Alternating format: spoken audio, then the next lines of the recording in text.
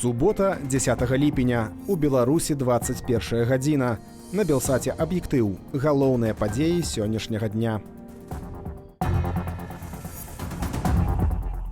9 ліпеня на бабруйскую журналістку Марыну Маўчанову у літаральным сэнсе палявалі працаўнікі КДБ. Яны спрабавалі адсачыць месцазнаходжання журналісткі паводле геалакацыі. Памыліліся і пабеглі затрымліваць не таго чалавека. Тады сілавікі фактычна ўзялі ў закладнікі Марынінага мужа, каб прымусіць яе прыйсці да іх самой. І потым мяне таксама выклікалі, сказалі так, што муж у іх і запрасілі прыехаць у КДБ.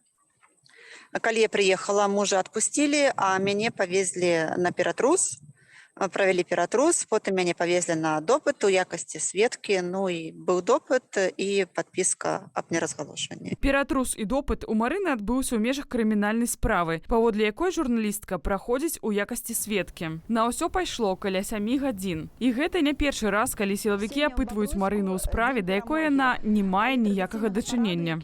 Адчуваю небяспеку, я не ведаю, чаго ад іх далей чакаць.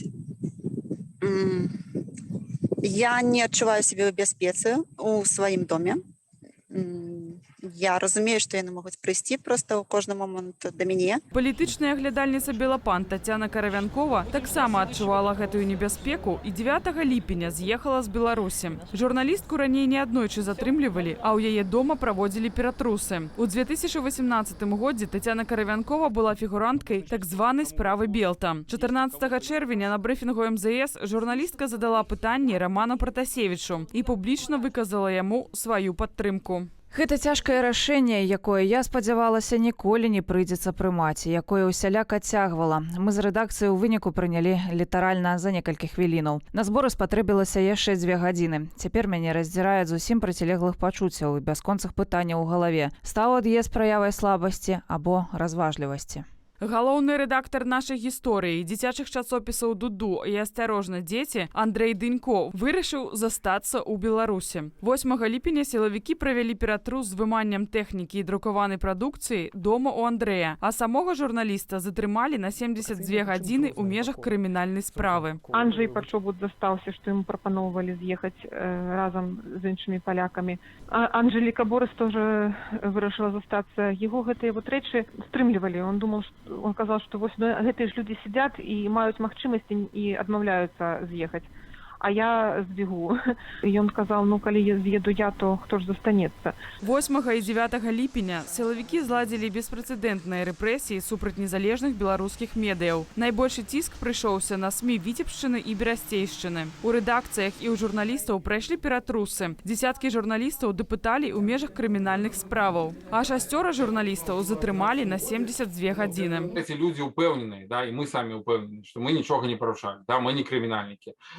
Мы працуем, мы журналісты, тут раптам прыбягаюць губопікі, там розныя спецслужбы, КДБ і пачынаюць зачыстку. Беларускай асацыяцыі журналістаў вядома пра выезд з Беларусі больш за 200 прадстаўнікоў медыяў. Пасля апошніх зачыстак гэтая лічба можа рэзка павялічыцца. За некалькі апошніх дзён улада зрабіла ўсё магчымае, каб людзі, якія нават і не збіраліся выязджаць з Беларусі, вельмі сур'ёзна паставілі перад сабой гэта пытанне. Фактычна цяпер, каб быць эфектыўнымі, рэдакцыі мусяць пакідаць краіну, не таму, што яны нешта парушалі, а просто таму, што ўнутры краіны заставацца аб'ектыўна небяспечна. 12 ліпеня ў Еўрапарламенце пройдзе абмеркаванне сітуацыі з незалежнымі медыямі ў Беларусі. Сярод пытанняў падтрымка беларускіх журналістаў. Ірына Карніенка, Белсат.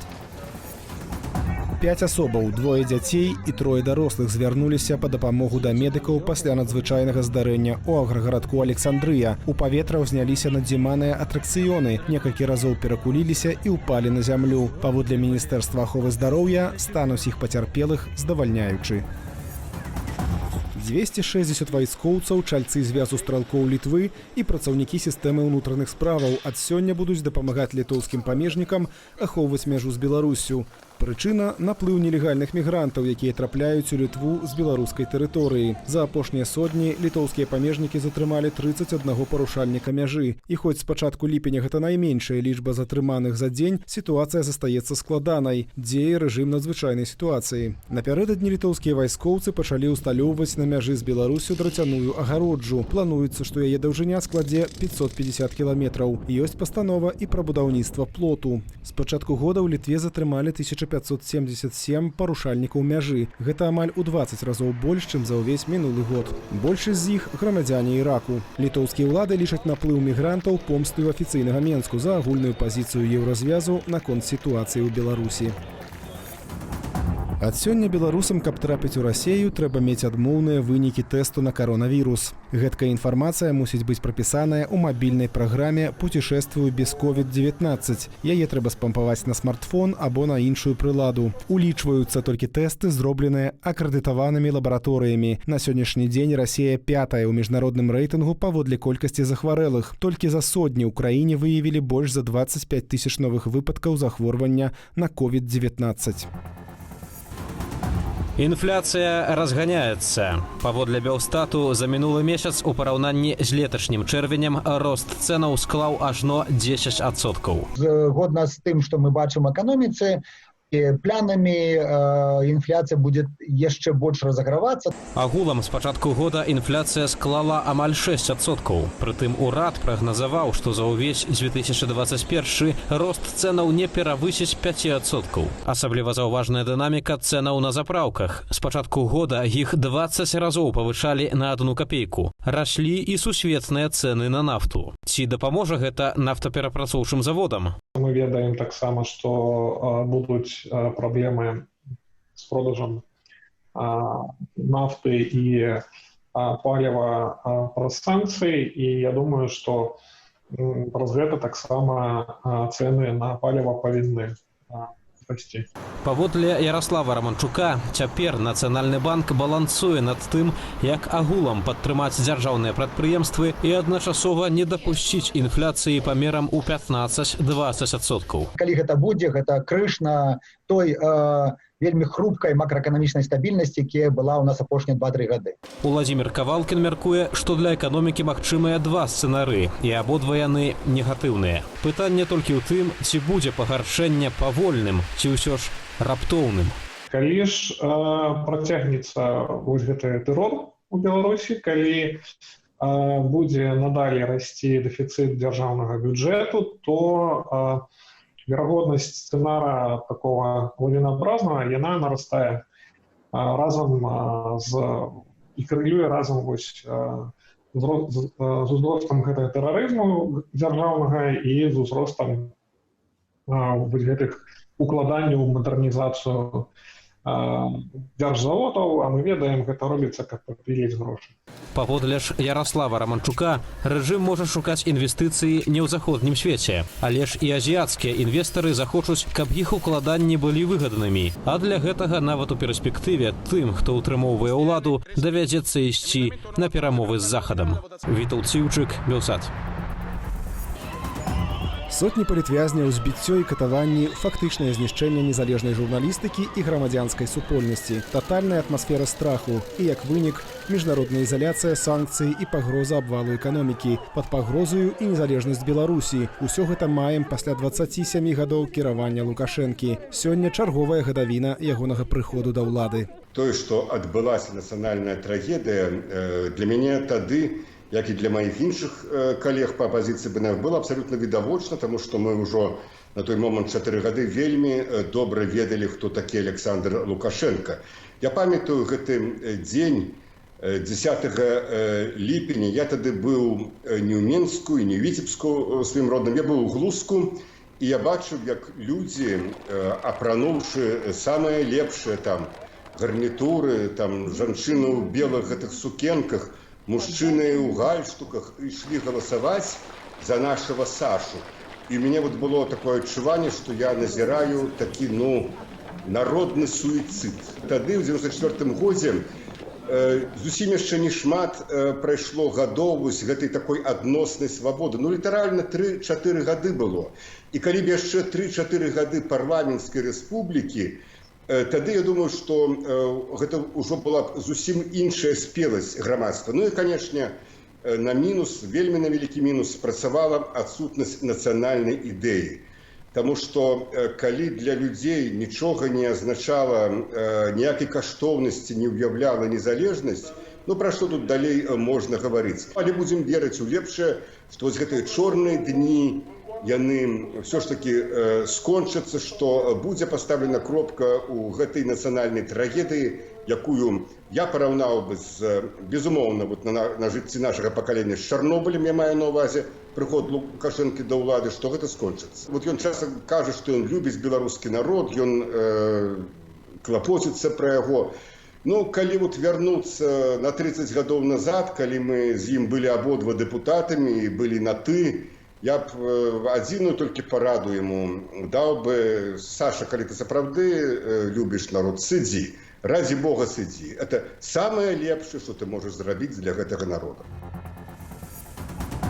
Некалькі сотняў жаночых і мужчынскіх ботаў у клетцы. Інсталяцыя студэнтаў Еўрапейскага гуманітарнага універсітэту ў цэнтры Вільні сімвалізуе 545 беларускіх палітвязняў. Інсталяцыя – адна з імпрэзаў у межах Міжнароднага тыдня беларускай культуры. Беларусы, якія звязаныя з культурай, акцёры, мастакі, рэжысёры, музыкі, спевакі і так далее, усе спрабуюць праз культуру таксама расказаць пра нашу краіну,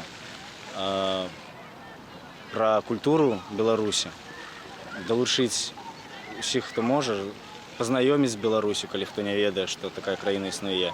Ну і па магчымасці, канешне, расказаць пра тое, што зараз адбываецца ў нашай краіне.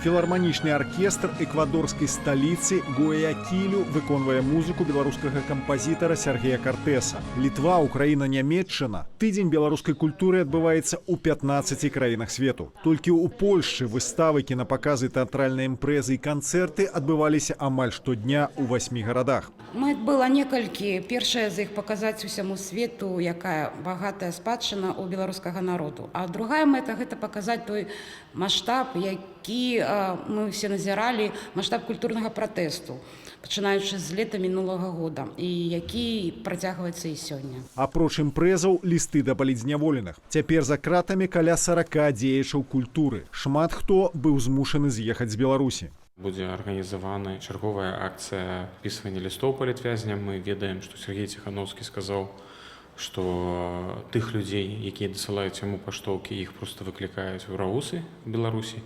Таму вельмі важна, каб гэтыя паштоўкі дасылалі з дыаспараў беларускіх. Лейтматывам тыдня беларускай культуры стаў верш Янкі Купалы «А хто там ідзе?». Яго адмыслова пераклалі на больш як 100 моваў. ¿Y qué es lo que quieren? Decidme, os lo ruego, estos ofendidos tan sordos y ciegos. Людзьмі звацца. У афіцыйным календары Дня беларускай культуры раней не было. У календары ж Новай Беларусі з'явіўся адразу цэлы тыдзень. Ён даказвае, што культура мацней за дыктатуру. Тата вернецца дадому, можа так, а можа не. Чалавек у чорнай форме, браце, не страляй мяне. Ігор Станкевич, Белсат. У найбліжэйшыя 2 дні Беларусь накрые спякота. У некаторых рэгіёнах тэмпература паветра дасягне 36 градусаў вышэй за нуль. Сіноптыкі абвесцілі аранжавы ўзровень небяспекі. Гэткае надвор'е можа мець сур'ёзныя наступствы для здароўя. Медыкі і МНС рэкамендуюць як мага менш быць на сонцы, не ўжываць алкаголю, прадукты набываць толькі пры адпаведных умовах захоўвання, не пакідаць у салоне аўтамабіляў дзяцей і жывёлінаў.